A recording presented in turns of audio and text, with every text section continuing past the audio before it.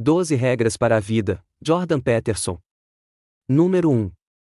Costas eretas, ombros para trás. A neuroquímica determina a forma pela qual você reage, física e psicologicamente às circunstâncias de sua vida. Trata-se, em suma, dos mesmos princípios que regem tanto as relações humanas quanto o comportamento de animais tão diferentes de nós, como as lagostas.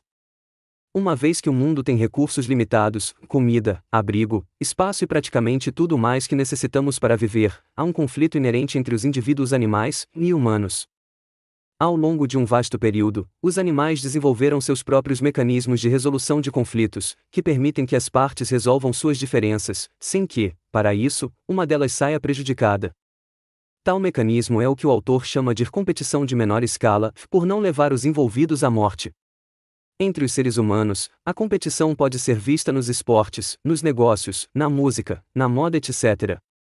Os resultados dessas competições são conhecidos como hierarquia de dominância. A sua maneira de agir pode influenciar seus circuitos neurais, tanto positiva quanto negativamente. Portanto, você deve começar a agir como um vencedor, por exemplo, mantendo uma boa postura corporal, e assim, afetar positivamente os circuitos do seu cérebro. A despeito de sempre ser mais fácil falar do que fazer, o simples ato de manter as costas eretas e os ombros para trás pode mudar sua vida. Número 2. Cuide de si mesmo. Olhe profundamente para sua própria natureza, e reflita sobre como seria a sua vida, se você parasse de fazer as coisas que sabe que não deveria. Talvez seja algo simples como acordar tarde, beber demais, deixar de ir à academia, ou outra coisa do gênero. Seja o que for, como seria a vida, se você parasse de fazer essas coisas que, embora pequenas, são obviamente negativas? Peterson vai ainda mais longe, convidando o leitor a imaginar como seriam suas vidas, se cedessem completamente a seus impulsos negativos. Você bebe demais? Então imagine o que aconteceria se esse hábito fosse levado ao extremo, e você se tornasse um alcoólatra quanto mais. Você tem dificuldades para controlar a raiva? E se você sempre cedesse aos impulsos raivosos? Você terá agora sua própria visão pessoal de céu e inferno.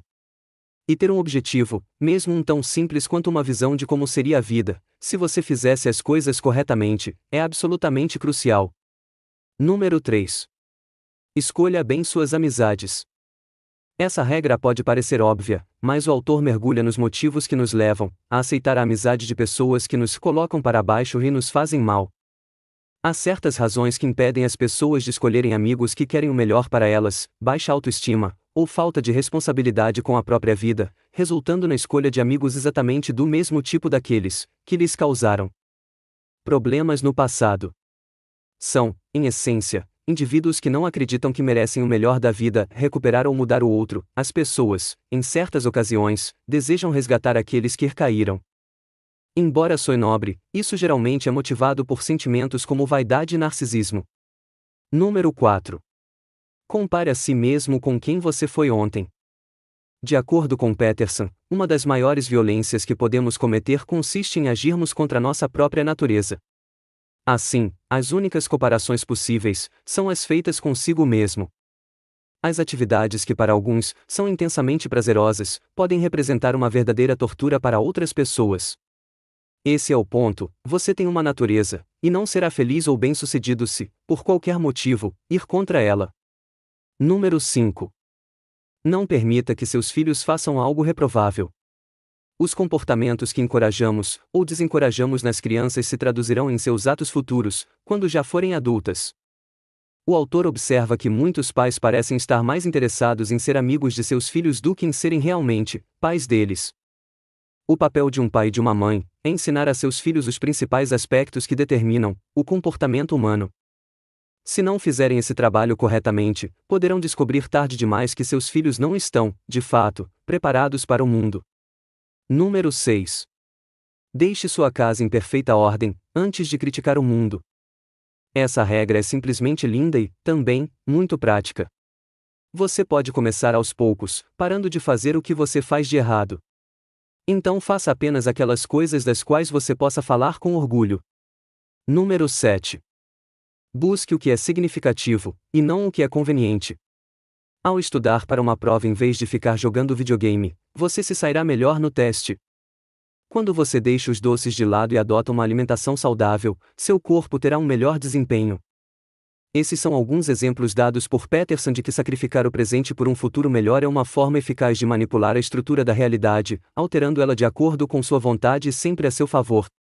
Número 8. Diga a verdade. Cada mentira nos enfraquece, até mesmo as consideradas de menor importância. A solução oferecida pelo autor gira em torno de ter um objetivo e, em seguida, agir de forma honesta, de acordo com esse objetivo. Essa regra encerra uma verdade similar à contida na frase "seja verdadeiro consigo mesmo". É um modo de agir no qual os seus olhos estão abertos. Isso significa que você deve se orientar em direção ao seu objetivo, mas avaliando constantemente, ao mesmo tempo, as transformações necessárias. Número 9. Presuma que seus interlocutores podem saber mais do que você. A verdadeira escuta e o pensamento correto estão intimamente relacionados. Claro que nem todas as conversas são assim. Às vezes um diálogo pode se transformar em monólogos, em que nenhuma pessoa está ouvindo a outra. Há outro tipo de conversa, que é melhor descrito como uma espécie de meditação compartilhada.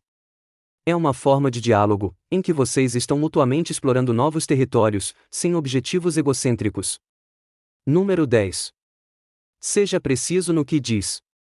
O mundo é um lugar obscuro.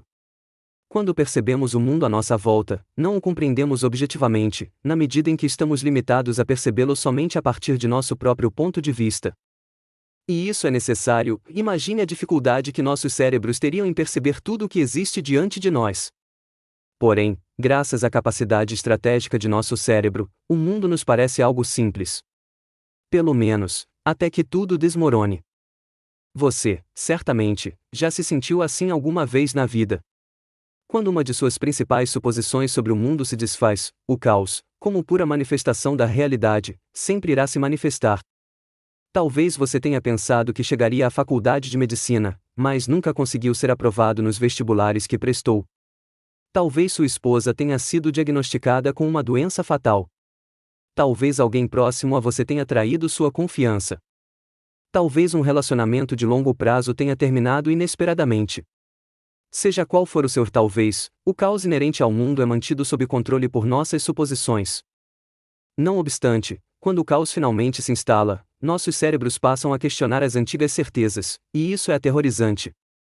Simplificando, a precisão colapsa o enorme conjunto de possibilidades em uma única realidade. Ao ser preciso em todas as coisas que diz, você dá um passo adiante na inelutável tarefa de confrontar o caos por meio da precisão e, assim, contribui inequivocamente para fazer com que o mundo, ou ao menos, o seu mundo, seja um lugar mais pleno de sentido. Número 11. Não incomode as crianças quando estão andando de skate. Embora andar de skate possa ser considerado um esporte ou hobby perigoso, o perigo é justamente o que as crianças e os adolescentes, sobretudo, os meninos, estão buscando. O mesmo vale para os playgrounds seguros.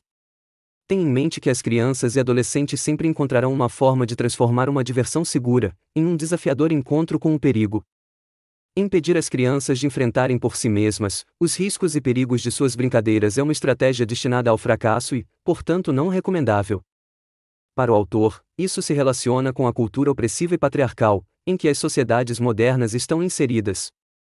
As regras sociais colocam nossas crianças em redomas protetoras, o que faz com que as gerações mais jovens desperdicem muito de seu potencial.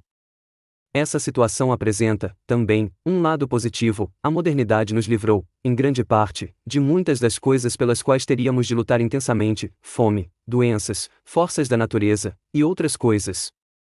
A única maneira de garantir que as crianças se desenvolvam plenamente, por conseguinte, se convertam em adultos saudáveis, consiste em permitir que elas se exponham aos perigos. O que, aliás, elas fariam mesmo se não fossem permitidas. Número 12. Acaricie um gato, ao encontrar um na rua. Peterson começa a explicar sua última regra, abordando os inevitáveis sofrimentos da vida. Para tanto, ele utiliza sua filha como exemplo. Desde o nascimento ela enfrentou sérios problemas de saúde. Ela foi diagnosticada ainda na infância, com artrite idiopática juvenil poliarticular grave, AIJ, o que significava que teria de substituir muitas de suas articulações mais importantes, logo no início de sua vida. A escolha da analogia com os gatos explica-se pelo fato de que esses animais são uma verdadeira manifestação animal da natureza em uma forma quase pura. Eles interagem e se associam com seres humanos, mas não são totalmente domesticados. Os gatos, ao contrário dos cães, seguem seus próprios interesses. Acariciar um gato é como prestar atenção às pequenas coisas que, apesar de sua aparente insignificância, podem compensar muito do insuportável sofrimento que a vida nos traz. Trata-se, em outras palavras, do princípio da gratidão. Observações. Lembre-se de que as pessoas consideradas fracas são as primeiras a serem atacadas. Jamais permita que terceiros maltratem ou envergonhem você, pois isso gerará ressentimento, que sugará sempre a sua energia vital. Em vez disso, siga uma das mais valiosas orientações do autor: diga a verdade, e sempre defenda os seus valores. Atitudes assim construirão e aprimorarão cada vez mais o seu caráter. Gratidão pela sua atenção.